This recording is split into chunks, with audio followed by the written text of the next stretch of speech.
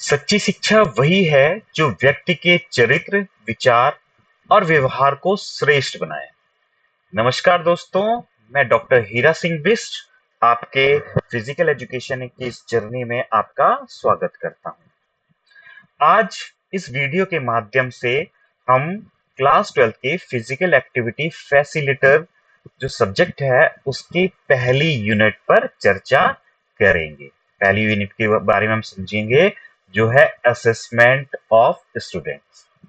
तो इस यूनिट के में हम अभी क्या क्या समझेंगे इस वीडियो के माध्यम से कि असेसमेंट क्या है, मीनिंग ऑफ असेसमेंट, उसका अर्थ क्या होता है, टाइप्स ऑफ असेसमेंट उसके कितने प्रकार होते हैं और असेसमेंट को प्रभावित करने वाले कारक। तो दोस्तों, ये जो मैंने वीडियो बनाई है ये बाइलिंगुअल होगी ताकि सभी जो स्टूडेंट्स हैं उसको आसानी से समझ में आ जाए, चाहे वो हिंदी मीडियम का हो और चाहे इंग्लिश मीडियम का हो, और इजीली सरल तरीके से मैं अपनी बात आप तक पहुंचाऊंगा ताकि इजी वे में आप उसको ग्रास्प कर सको, आप इजीली उसको समझ सको। तो सबसे पहले हमें ये जानना होगा कि असेसमेंट होता क्या है, ये असेसमेंट है क्या, ये आकलन जिसे हम कहते हैं वो है क्या। तो जो आकलन है उसका अर्थ है कि वो सभी तरह की गतिविधियां, जो भी गतिविधियां एक टीचर और एक स्टूडेंट दोनों मिलकर करते हैं, लेकिन किस लिए करते हैं, ताकि ये पता चल सके कि पढ़ाई कितनी प्रभावी हो रही है और कहां सुधार की आवश्यकता है। ताकि असेसमेंट से, यानी असेसमेंट का अर्थ यानी ये है कि एक ऐसी एक्टिविटी जो टीचर और स्टूडेंट मिलकर करते हैं जिससे हमें अपने शिक्षण का पता लग सके। यानी टीचर जो है वो असेसमेंट केवल लर्निंग लेवल का पता करने के लिए कहते हैं कि कहां तक किसी बच्चे को चीजें समझ में आई है।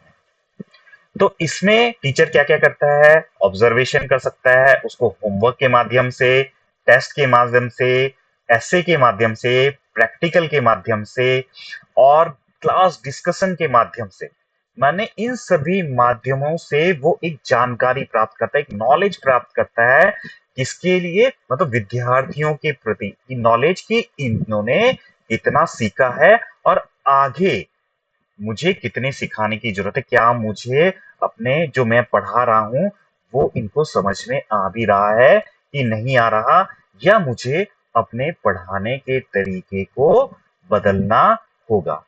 कुल मिला के असेसमेंट का अर्थ है कि हमने जो स्टूडेंट है उसको हमने प्रोग्रेसिव लर्निंग में ले जाने, यानी उसकी लर्निंग को हमने बढ़ानी है। असेसमेंट से हमें उसकी लर्निंग का पता लगता है कि वो कितना समझ पा रहा है कि नहीं। किसी भी कोई भी नया शिक्षण की कोई भी तरीका है तो इसका सही पता तभी लगा सकते हैं जब हमारे पास एक प्लान होगा। उस प्लान से हम असेसमेंट को लागू करें कि तभी हमें जो है पता लग पाएगा। यानी जब भी हम कोई नई टेक्नोलॉजी से एक बच्चे को पढ़ाएंगे, सिर्फ पढ़ा देना ही पर्याप्त नहीं कि मैं एक नई टेक्नोलॉजी लेके आया, नई टेक्निक से मैंने किसी बच्चे को पढ़ा दिया। तो सिर्फ पढ़ा देना ही पर्याप्त नहीं है कि मैं अपने पढ़ाया और मैं चल दिया और मैं ये सोच लूं आपस में कि अगर मन में कि मैंने बच्चों को समझा दिया है, बच्चों को समझ में आ गया वो, तो ये बिल्कुल ही गलत है। ये तब तक से नहीं, जब तक कब तक नहीं पता लगेगा मुझे, जब तक मैं उसका असेसमेंट नहीं करूंगा। इसके लिए मुझे जो मैंने पढ़ाया है बच्चे को कितना आया है उसका एक ही तरीका है, वो है असेसमेंट।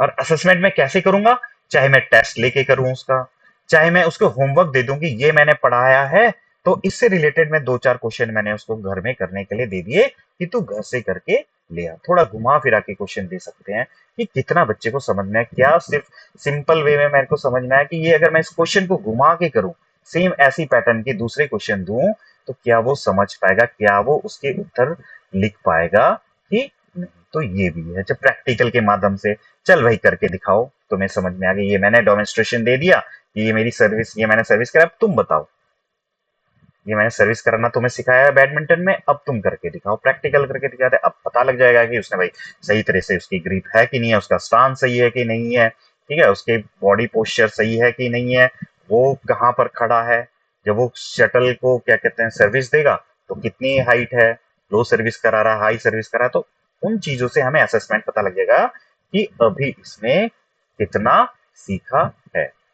डिस्कशन के माध्यम से हम बता सकते हैं कि हमने कोई सवाल पूछे, उससे रिलेटेड क्या उसे समझ में आए, एक मैंने चैप्टर पढ़ाया उससे रिलेटेड मैंने सवाल पूछ लिया, जो मैंने पढ़ाया उससे रिलेटेड सवाल पूछ लिया, तो मुझे पता लग जाएगा कि इसको ये चैप्टर कितनी समझ में आया है।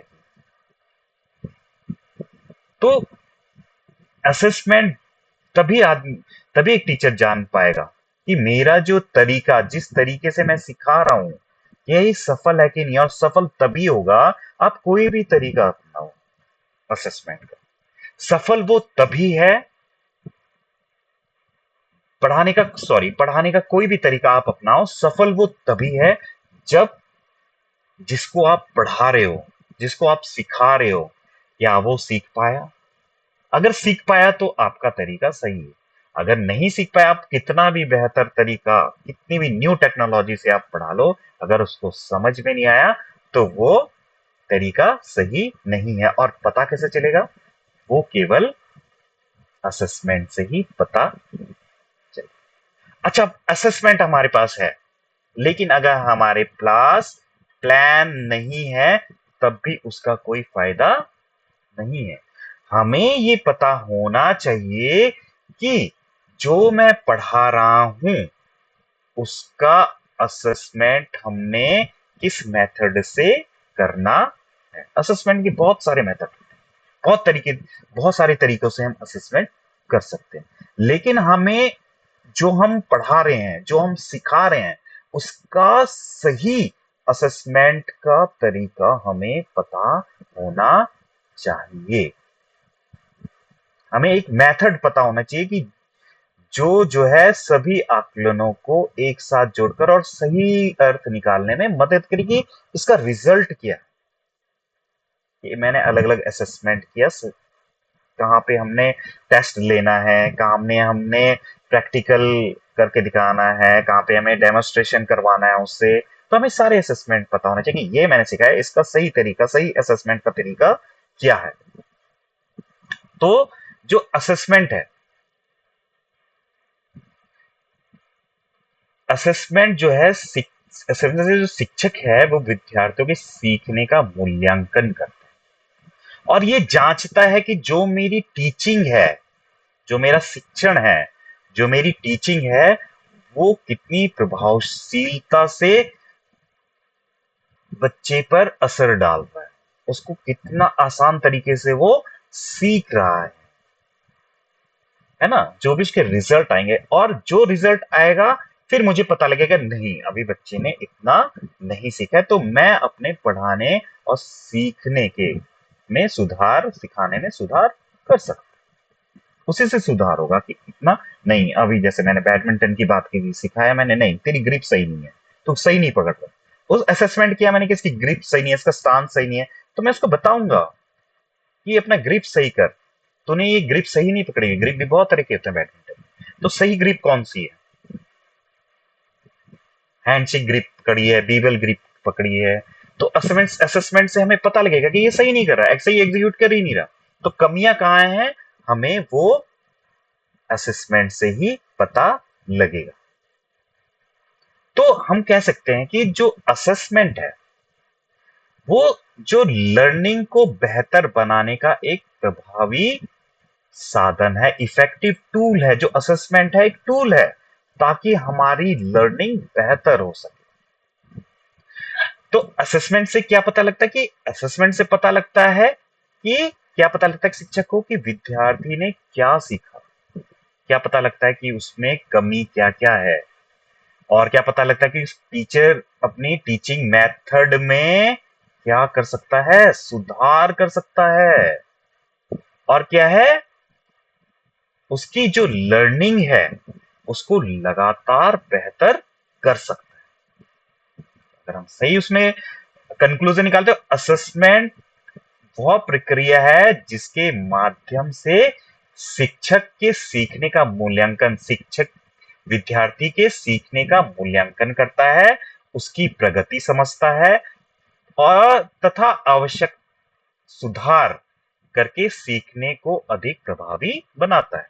अगर हम कंक्लूजन इसका निकालेंगे तो जो असेसमेंट है उसके माध्यम से विद्यार्थी की लर्निंग का एक वो मूल्यांकन करता है, उसको कितनी समझ में आया, उसकी मतलब उसकी प्रोग्रेस समझता है कि कितने प्रोग्रेस कर रहा है, धीरे कर रहा है, तेज कर रहा है, कितनी जल्दी से समझ में आ रहा है, और आवश्यक जो भी उसको करेक्शन है वो उसमें करता है, उसमें सुधार करता है, ताकि जो स्टूडेंट है उसकी जो लर्निंग है और जो है वो प्रभावी बन सके।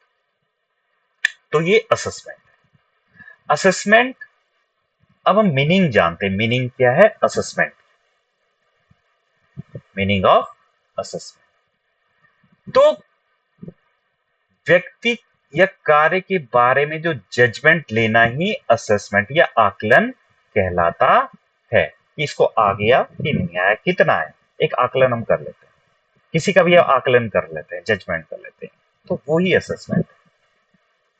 अच्छा, कितना अच्छा सीखा, इसका निर्णय करना, या किसी परीक्षा के आधार पर उसके प्रदर्शन का मूल्यांकन करना, यही असेसमेंट है। जो असेसमेंट सब एसेस से बना है, और एसेस एक लैटिन भाषा एसिडेयर शब्द से आया है, जिसका अर्थ है किसी के पास बैठना, टू सिट बिसाइड। तो असेसमेंट करते समय शिक्षक केवल अंक ही नहीं देना, शिक्षक को अंक देने वाला व्यक्ति नहीं होता केवल शिक्षक, बल्कि विद्यार्थी के साथ उसकी बैठकर उसकी पूरी लर्निंग प्रोसेस को समझता है। पूरी क्लासरूम में उसको, एक टीचर को पता होता है कि किसकी लर्निंग प्रोसेस तेज है, किसकी लर्निंग प्रोसेस स्लो है। सिर्फ वो अंक ही नहीं देता, उसकी लर्निंग प्रोसेस को भी समझता है और उसको मार्गदर्शन करता है और बेहतर बनने में सहायता करता है। उसके लिए अलग से प्लान बनाता है यार, कि तू ये कर ले, उसको बताता है। उसको टीचर, एक टीचर को सब कुछ पता होता है अपनी क्लास के स्टूडेंट्स के बारे में, या एक कोच को पता होता है कि मेरा इतने एथलीट्स हैं, इतने मेरे स्टूडेंट्स हैं, है ना, इतने, इसमें से स्लो लर्निंग किसके, कौन जल्दी समझ में आता, सबको पता होता है। तो जो स्लो लर्नर, तो उसके पास प्लान है। यानी असेसमेंट अगर कहें तो असेसमेंट केवल मार्क्स देना ही नहीं है, बल्कि लर्निंग को समझना और सुधारना भी है। मार्क्स देने से मतलब ही नहीं है सिर्फ उसको, यानी हमारी लर्निंग को हमने क्या करना है, लर्निंग को हमने सुधारना है, समझना है यार लर्निंग को उसकी, और लर्निंग को समझने के बाद क्या करना है, हमने उसको सुधारना है। तो ये जो है वो असेसमेंट असेसमेंट इसके बाद हम करेंगे टाइप्स ऑफ असेसमेंट, कि कितने तरह के असेसमेंट होते हैं। अभी हमने असेसमेंट के बारे में सीखा, अब हम बात करते हैं टाइप्स ऑफ असेसमेंट, कितनी तरह के असेसमेंट होते हैं। तो पहले हमें ये सुनिश्चित करना है कि जो असेसमेंट है वो हमारी जो डेली टीचिंग है उसका हिस्सा हो। हमने जो पढ़ाया उसका हमें रोज असेसमेंट करना है, जो हमने सिखाया उसका हमें रोज असेसमेंट करना है। ऐसा ना हो कि हमने पूरी यूनिट खत्म कर दी उसके बाद हम असेसमेंट कर रहे हैं, तो इस थोड़ा सा टफ हो जाएगा लर्निंग को एनहेंस कर। जो हमने पढ़ाया तुरंत हमने क्वेश्चनर के माध्यम से, क्वेश्चन पूछने के माध्यम से, या प्रैक्टिकल जो भी हमने कराना है, जो भी तरीका हमने अपनाना है, उस तरीके से हमें तुरंत पता लग जाना चाहिए कि जो है असेसमेंट का कौन सा तरीका हमने अपनाना। हमारे पास असेसमेंट रोज होना चाहिए।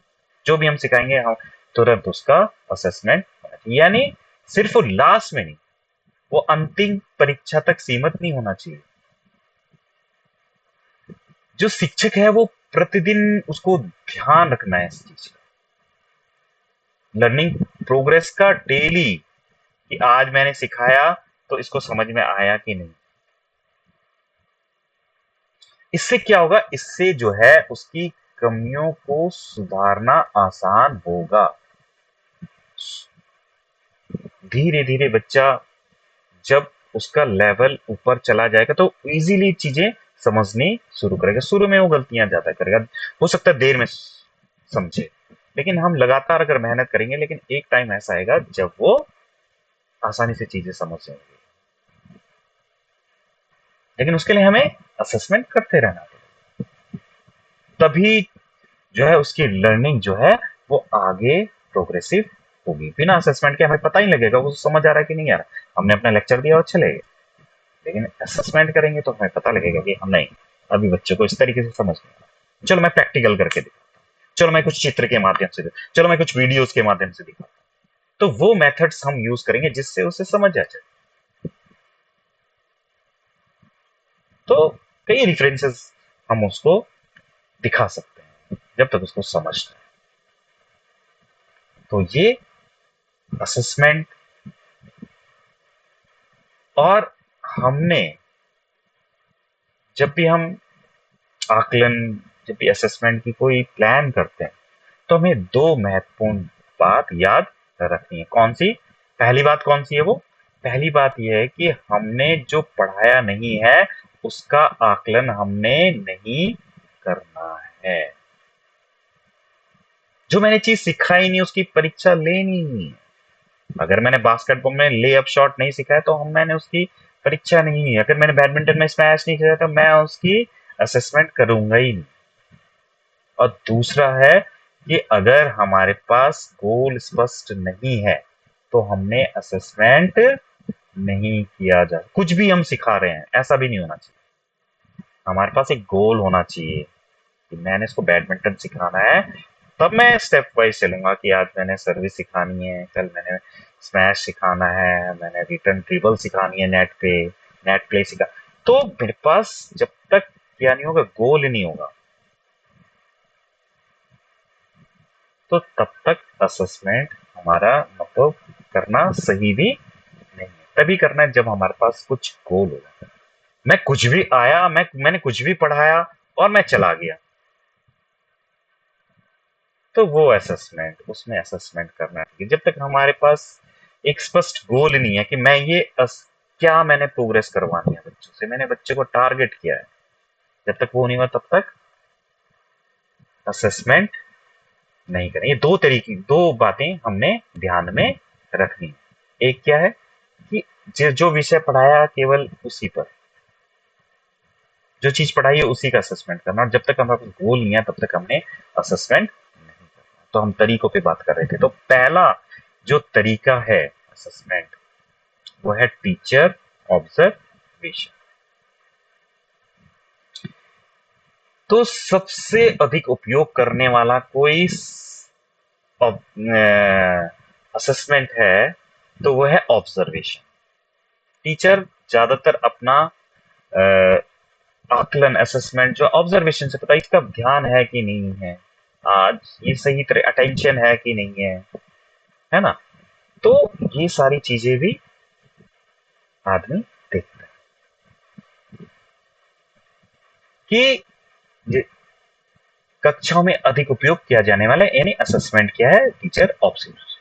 इसका उपयोग साइकोमोटर डोमेन, यानी जो शारीरिक कौशल है उसको देख रहा है कि यार ऑब्जर्वेशन की, चल भाई तू लॉन्ग जंप कर, तो वो देख रहा है कि यार सही कर रहा है कि नहीं है, ऐसा टेक ऑफ सही ले रहा है कि नहीं, इसका लैंड सही पड़ा कि नहीं पड़ा। ठीक है, तो ऑब्जर्वेशन से वो चीजें, ठीक है, रनिंग 100 मीटर स्प्रिंट देखेगा इसका स्टार्ट, वो स्टार्ट ठीक है कि नहीं है, ठीक है, इसने विसल से पहले तो स्टार्ट नहीं ले लिया, कहाँ ही गलती कर रहा है, जब ये दौड़ रहा है तो उसमें क्या क्या गलतियां कर रहा है, फिनिशिंग में क्या गलती कर रहा है। तो ये सारी चीजें ऑब्जर्वेशन पूरा करता है। साइकोमोटर डोमेन में ये बहुत इंपॉर्टेंट है। अफेक्टिव डोमेन, ऑब्जर्वेशन भावनात्मक, उसका व्यवहार देखेगा, व्यवहारिक पक्ष देखेगा, उसका इमोशनली कितना बैलेंस है, ये कितना व्यवहारिक है, इसका हम ऑब्जर्वेशन से अनुशासन है कि नहीं, टीम वर्क इसका कैसा है,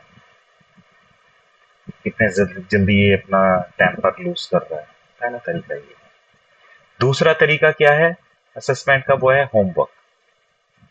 तो होमवर्क होता क्या है? Homework is a work student complete outside of physical education class, यानी क्लास से बाहर आप जो भी चीज करोगे वो आपका होमवर्क हो। यानी क्लास में मैंने किया वो तो क्लास वर्क हुआ, लेकिन उसके बाद मैंने दे दिया कि भाई ये चीजें तुम्हें करके लाएंगे, तो आउटसाइड जो क्लासरूम तुम अगर वो काम करते हो तो वो होमवर्क।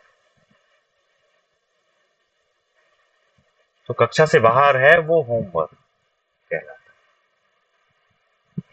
जैसे मैंने तुम्हें एक चीज बताई और मैंने कहते कि यार ये तुम जो है इसको क्या है खुद ही प्रैक्टिस करना है या घर से प्रैक्टिस इसमें करते रहे। ठीक है, मैंने तुम्हें बता दिया, क्या बताया कि तुम जैसे प्रतिदिन 20 मिनट योगा करो, फिटनेस और एक्सरसाइज करो, है ना। खेल जो है, जो भी मैंने तुम्हें आज सिखाया इसके नियम पढ़ो क्या क्या है, जो उसके बाद जो क्वेश्चन मैंने दिए हैं उसका तुम उत्तर लिख के ला। तो ये क्या है होमवर्क। साइकोमोटर स्किल्स और कॉग्निटिव अंडरस्टैंडिंग को बेहतर बनाना, क्लास में सिखाती है, ऐसे करके ला, बार बार प्रैक्टिस करना है इस चीज। तीसरा है पीर ऑब्जर्वेशन। पीर यानी हमारे जो सहपाठी, उसके द्वारा जो अवलोकन किया जाता है, तो वो क्या कहलाता है। उसमें क्या होता है, एक जो स्टूडेंट है वो दूसरे स्टूडेंट के डेमोन्स्ट्रेशन का अवलोकन करता है और ऑब्जर्वेशन करके उसका मूल्यांकन करता है, दूसरे को देखता है। अरे एक करेगा देखेगा, सर्विस कराई दूसरा देखेगा कि ये किसकी ठीक है कि नहीं, ये सही तरीके से कर रहा है कि नहीं है ना। उसके जो महत्वपूर्ण जो क्रिटिकल एलिमेंट्स है वो सही तरीके से उसका प्रदर्शन वो कर रहा है कि नहीं कर रहा। तो ये जोड़ी बनाया, है ना, पार्टनर्स बनाए और उनको क्या कर दिया, कोई भी काम करने के लिए दे दे, तो वो एक दूसरे की जो एक्टिविटी है एक दूसरे को देखेगा, फिर वो फिर वो फीडबैक देगा, नहीं यार तेरा ये यहाँ पे ये गलत हो गया, है ना।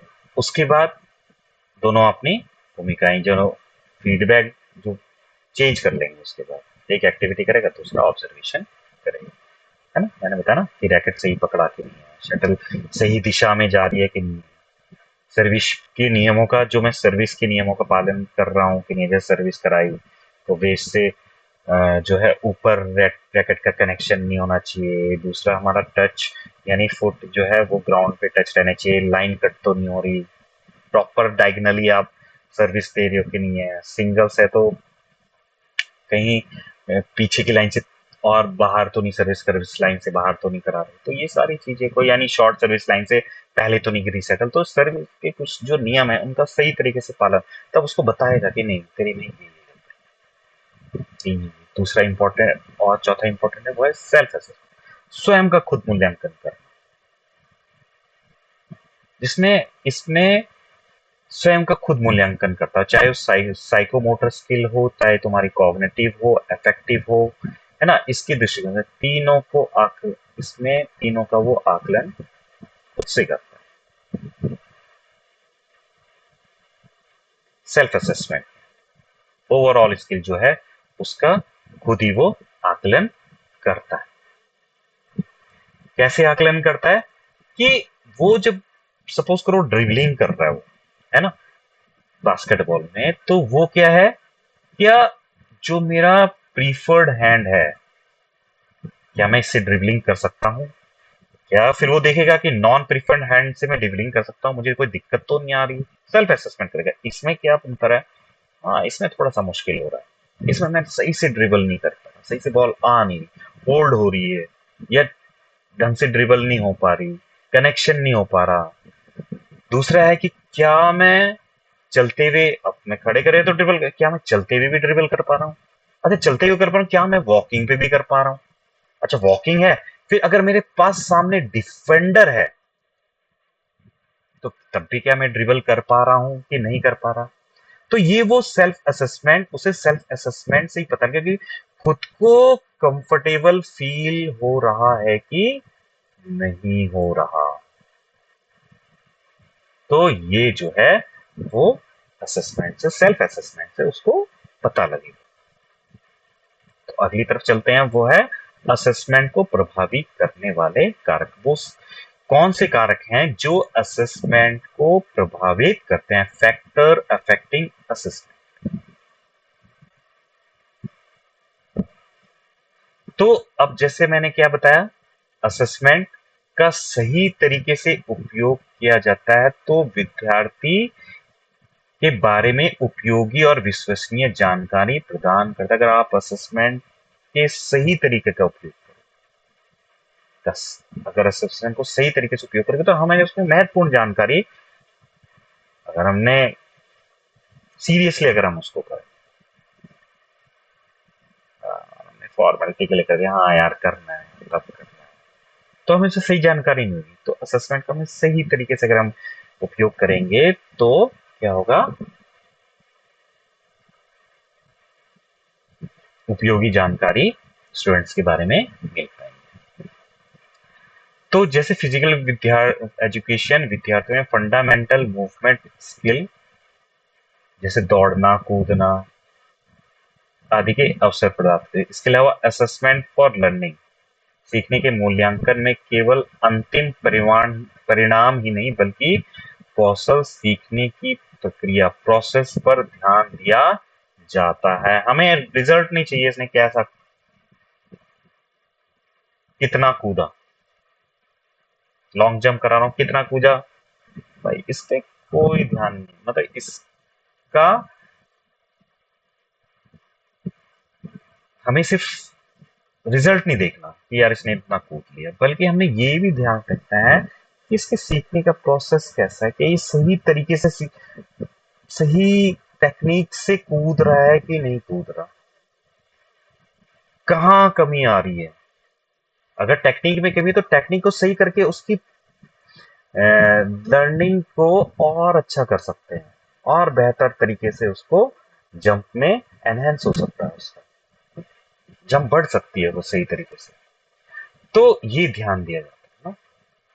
और विशेष रूप से कम प्रदर्शन करने वाले जो लो अचीवर्स होते हैं, है ना, उसके लिए असेसमेंट ज्यादा प्रभावशाली होता है, क्योंकि उनको सुधार की ज्यादा आवश्यकता होती है। तो ये असेसमेंट और इसको प्रभावी करने वाला पहला कारक क्या है? पहला है फिजिकल फैक्टर, शारीरिक कारक। शारीरिक कारक चाहे इसमें क्या क्या शामिल हो गए, जैसे एज है, उसका डेवलपमेंट लेवल है ना, जिसका ज्यादा होगा वो ज्यादा अच्छी तरीके से चीजें क्या करके उसका असेसमेंट उतना अच्छा होगा, है ना। जिसका कम डेवलप होगा तो उसको असेसमेंट की ज्यादा आवश्यकता होगी, सुधार की ज्यादा आवश्यकता होगी। शारीरिक विकलांगता, फिजिकल जो है डिसेबिलिटी, को सुधार की ज्यादा आवश्यकता होती है। सामान्य स्वास्थ्य, अगर आपका स्वास्थ्य जनरल हेल्थ ठीक नहीं है तो आप चीजें सही नहीं कर पाओगे, है ना। तो यदि किसी विद्यार्थी का शारीरिक या मानसिक विकास उसकी आयु के अन्य विद्यार्थियों के से धीमा है, और अपने साथी के हिसाब से अगर उसकी लर्निंग डिले है, या फिर वो उनसे जल्दी सीख जाता है, तो जो मूल्यांकन करते समय इस बात का विशेष ध्यान रखना है कि सभी विद्यार्थियों की तुलना केवल समान आयु के आधार पर करना उचित नहीं है कि आयु के आधार पर हमने क्या कर दिया, तुलना कर दी। तो किसी की एडवांस लर्निंग होती है, किसी की डिले होती है, तो ये डिपेंड करता है। तो हमने ये नहीं, मतलब सबको एक ही तराजू में नहीं तोलना, ठीक है, इंडिविजुअल डिफरेंस, उस पर भी हमने चलना। कोई जल्दी सीख लेता है, कोई एडवांस सीख लेता है ना, तेजी से सीख लेता है। पहला फैक्टर तो ये है। दूसरा है स्कूल फैक्टर। स्कूल फैक्टर में क्या है, क्या वो उसका मानसिक रूप से वो कैसा है, उसकी मेंटल कंडीशन क्या है, क्योंकि विद्यालय का वातावरण जो है वो मूल्यांकन को प्रभावित करता है।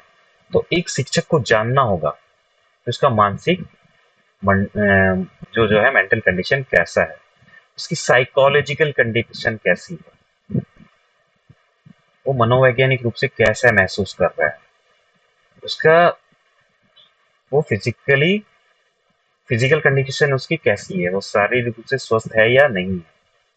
इसके बाद ही उसने जो है चेकलिस्ट तैयार कर सकते हैं। अगर वातावरण सब कुछ अच्छा है तो वो इजीली कोई भी चीज लर्न कर पाएगा। अगर माहौल खराब है स्कूल का, उसे डर लग रहा है, टीचर्स उसको जो है पनिश करते हैं, उसकी बेइज्जती करते हैं, तो जाहिर सी लर्निंग डिले होगी, उसको मजा नहीं आएगा पढ़ने। तो जो स्कूल फैक्टर है ये भी बहुत बड़ा रोल प्ले करता है। क्या विद्यार्थी स्वयं को सुरक्षित भी महसूस करता है वहां की नहीं, उसे कोई मतलब कोई बच्चे परेशान तो नहीं करते, आने में डरते हैं कभी कभी बच्चे कि यार वो मुझे परेशान करेगा या चिढ़ाएगा कोई, तो भी असहज हो जाते हैं। अलग अलग तरीके के बच्चे होते हैं, कोई तो फाइट कर पाता है, कोई उनसे नहीं कर पाता, तो वो सहम जाते हैं। क्या विद्यालय और अपने साथियों से उसका कनेक्शन है कि नहीं है, वो कनेक्टेड है कि नहीं अपने साथियों से, वो महसूस कर। जब तक कनेक्शन नहीं होगा उसको मजा नहीं आएगा। तो कनेक्शन भी अपने टीचर्स के साथ, अपने साथियों के साथ बहुत जरूरी है, तभी वो जो है लर्निंग प्रोसेस उसकी तेज होगी। अगर कनेक्ट ही नहीं है तो उसका कोई ध्यान नहीं जाएगा पढ़ाई में। फिर क्या देखने में, क्या जो विद्यार्थी है वो लंबे समय तक बार बार विद्यालय में अनुपस्थित रहता है। Does the student have a history of chronic absentees. तो क्या स्कूल नहीं जाता, अगर वो लगातार स्कूल नहीं जाएगा तो उसकी पढ़ाई प्रभावित होगी, उसका मूल्यांकन प्रभावित होगा उससे।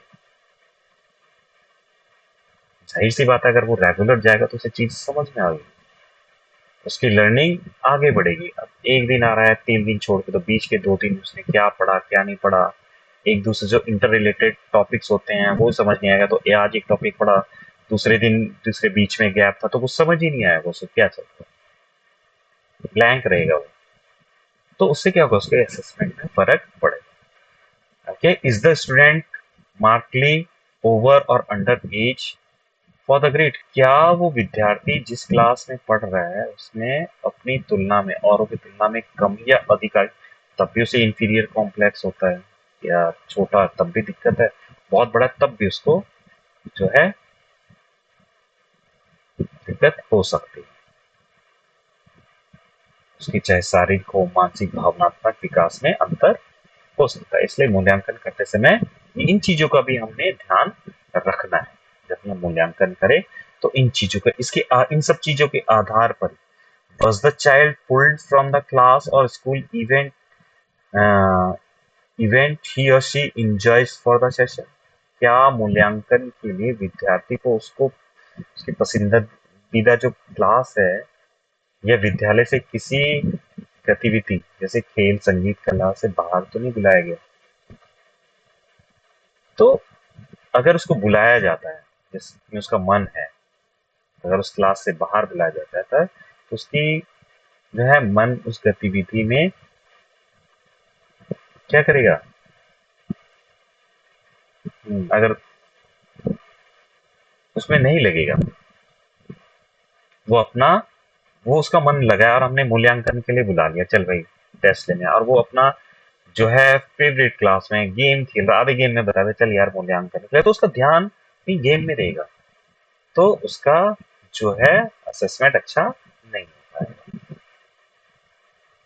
तो हमने इस चीज का भी ध्यान रखना है कि क्या जिस क्लास में है वो उसमें से इंजॉय कर पा रहा है, उसकी फेवरेट क्लास है। उससे पूछना है कि यार तेरा असेसमेंट है, अभी लेगा कि बाद में लेगा। अगर वो बोर हो रहा होगा तो बोल देगा कि हाँ सर मेरा असेसमेंट अभी लेगा। अगर वो इंजॉय करे सर इस क्लास के बाद आ जाऊँ प्लीज, तब।